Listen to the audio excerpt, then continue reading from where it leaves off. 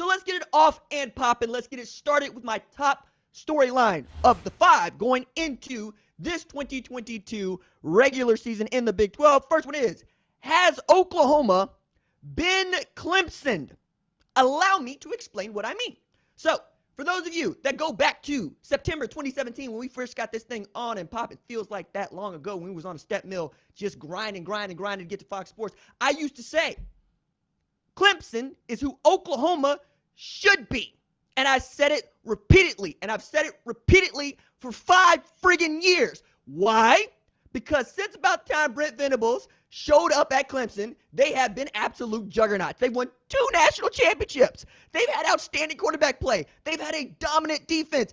And is that what Dabo Swinney calls little old Clemson? Well, damn it, it's big, bad Oklahoma in Norman, and I would like y'all to act like it this season.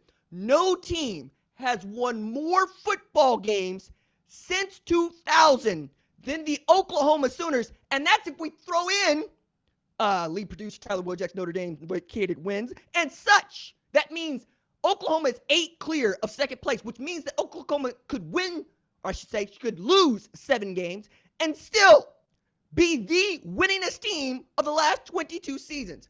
But how many national championships got to show for it? 1. My goodness, man.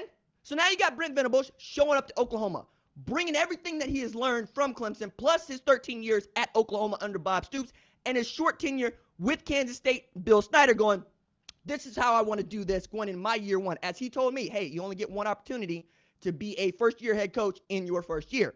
He's brought a lot of things they do at Clemson well to Oklahoma. He made a few waves late last week when he had said, I should say, in the last week of July, right? Last week of July.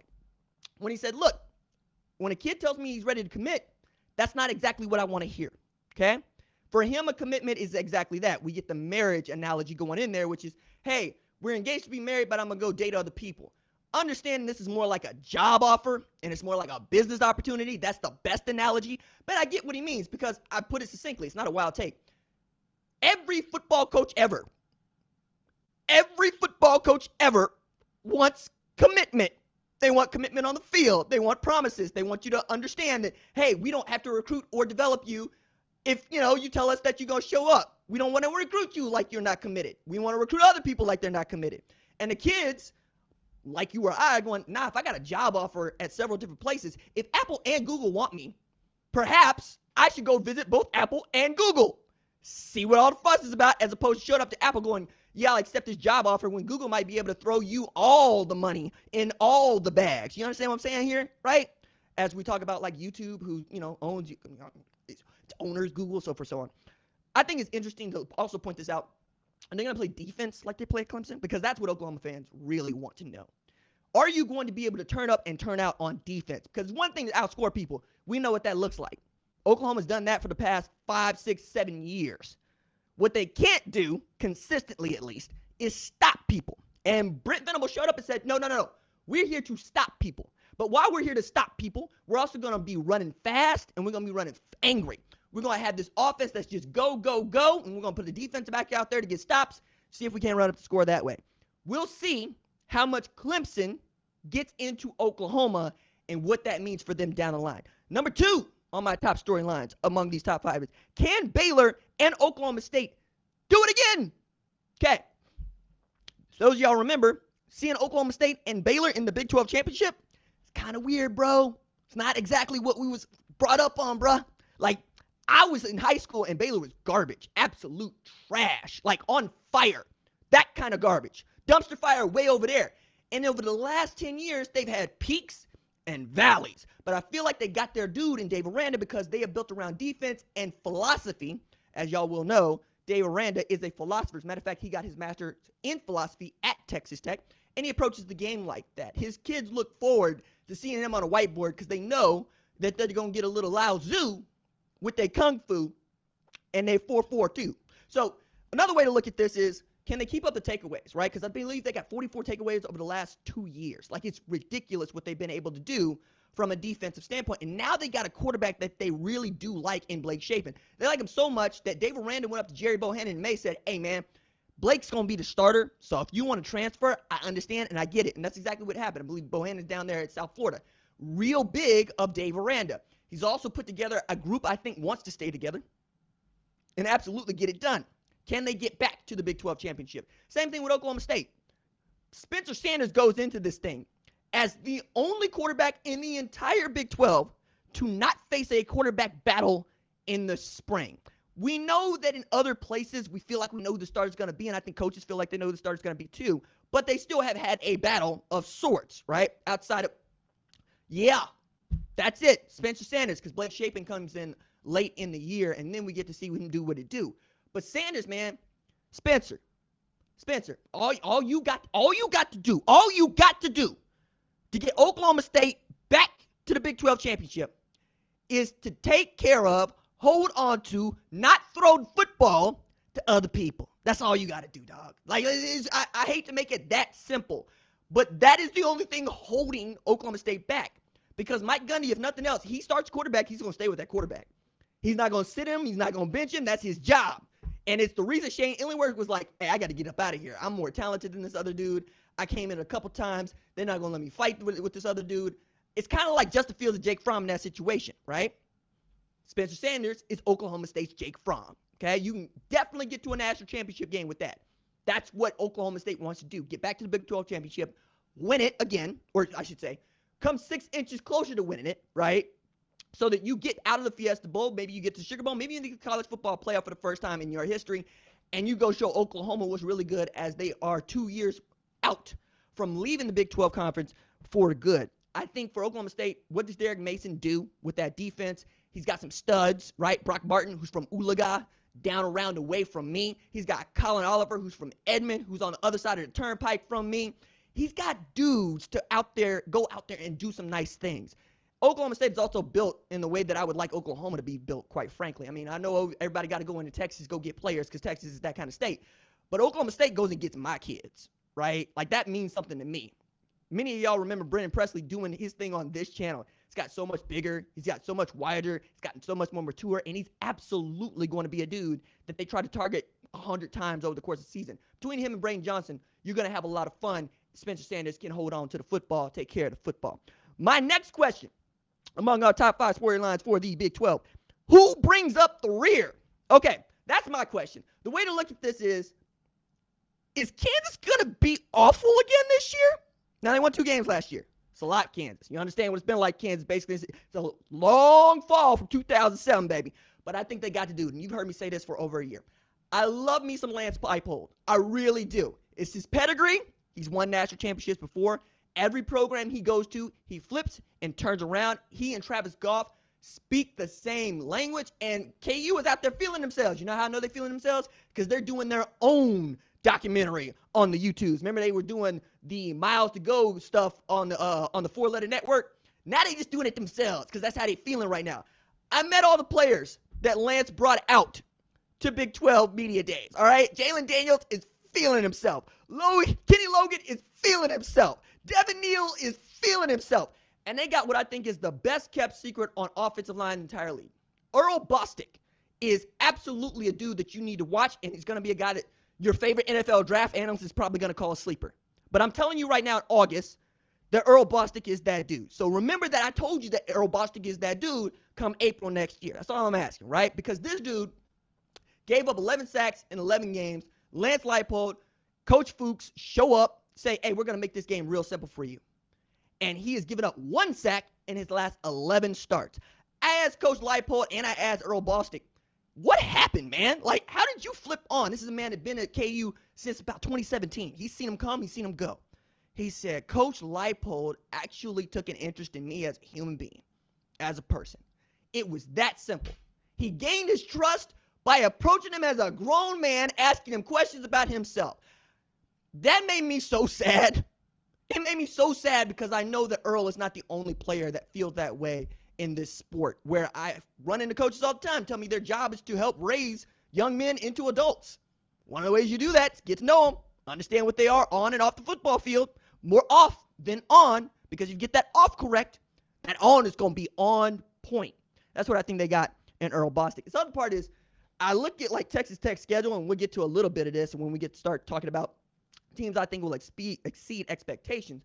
But they got NC State on their schedule, and NC State feels like they could beat Clemson in the ACC championship. We'll talk about that a little later down the road.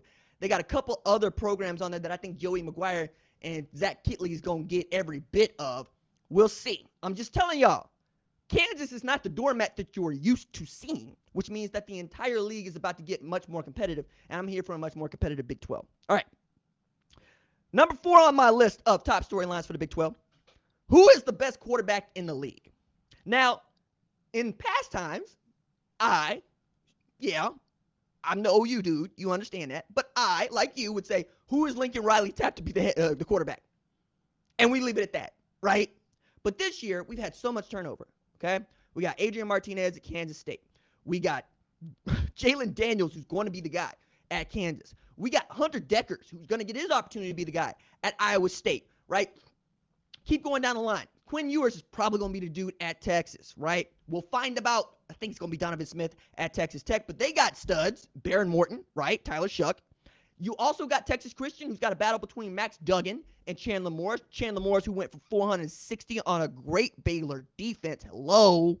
In Oklahoma, right, you got my man Dylan Gabriel's probably going to be the guy. You got Spencer Sanders, who I mentioned earlier, at Oklahoma State. I'm sure I'm missing somebody. Oh, yeah, Blake Shapen at Baylor, but we kind of talked about it. Didn't want to do the around the world thing, but here I am. Point is, I don't know who it's going to be. I think that it's going to be the team that absolutely puts it on their quarterback to go win football games. And Zach Kittley, who absolutely showed what he was capable of at West Kentucky, right? Remember Bailey Zappi? Remember all the yards they went for? He might have an opportunity to do that with Donovan Smith, but that dude can move around, and you're probably going to get more out of him showing something with his legs than just absolutely cannonballing the football downfield. It's about, really, does Jeff Lebby's offense click with Dylan Gabriel? Yes.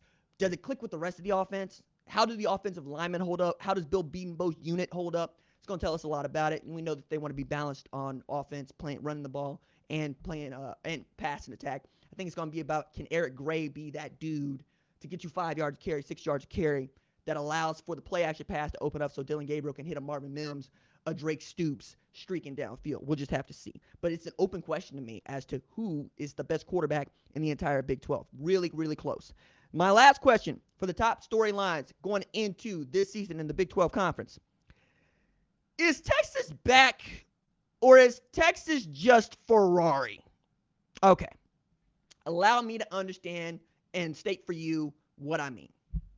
So, Texas is back has been basically a joke since Sports Illustrated put it on the cover of a magazine, and we've been saying it, as a way to say Texas is never coming back because Texas was never back. They had a great year in 2005. They won a national championship. They got to the national championship in 2009, and they've been bad to average ever since. The best season being 10-4 2018 when, Sam Ehlinger got up there after winning the Sugar Bowl, beating Georgia in a game that Georgia didn't really care about, said we're back, and then Tom Herman ended up getting fired.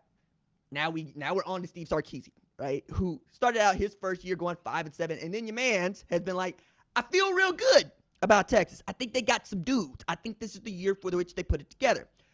But I count at least 4 times for which Steve Sarkisian has made reference to 57 of his 85 scholarship players are underclassmen. You say that once, and I understand what you mean. For you to keep saying it each and every month since March does not make a Texas fan or a dude that picks Texas to be good feel great, all right? It's not something you want to keep hearing. You want to lean into the talent, and the talent's going to be around for 2023 because we're going to do it in 2022. No, he's going, hey, we real young, y'all. We real young. And I'm going, doggone. All right. I'm already out there. I still think that they're going to be pretty good. I think they got an opportunity to show what they're capable of against Alabama. I've been asked this question. Alabama beats them. Everybody would have said, cool, that happens. I'm the dude who thinks they could beat Alabama because I also saw what they did against a really great 2019 LSU team. Totally different team, totally different program, but you get what I'm saying. When they on the 40 acres and they got an opportunity to go at a class SEC team, they seem to show up as a program. They keep it within single digits. You should feel good about that because that's what they did playing against that LSU program. All right. Other thing about this is I'm saying, or are they just Ferrari? Every F1 fan in your life, save me, is a Ferrari fan of some sort. I don't care about Ferrari. You know why I don't care about Ferrari? Because Ferrari has never once demonstrated that they are at the forefront of technology. All the things that you associate with being cool about cars, traction control, carbon fiber chassis, paddle shifters. These are all things that happen apart from Ferrari.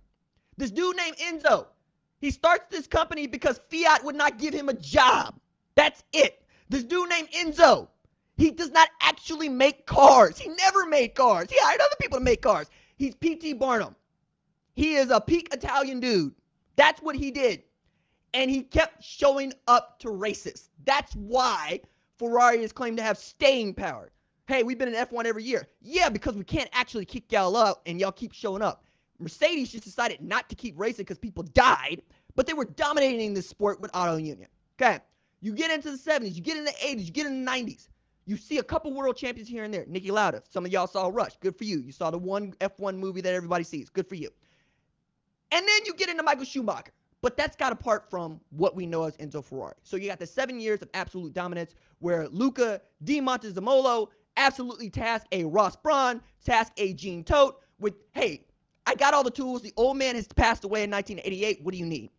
And they go out there and they take basically the Italian national team because they also are subsidized by Italy. Hello. And they go win some world championships. And then F1 does what it does because F1 formula means rules. They changed the rules. Changed the rules because they decided it was bad for the sport that Ferrari just dominated everybody. And Ferrari has not recovered. Okay? All of that to say, everybody knows Texas. Everybody knows Ferrari.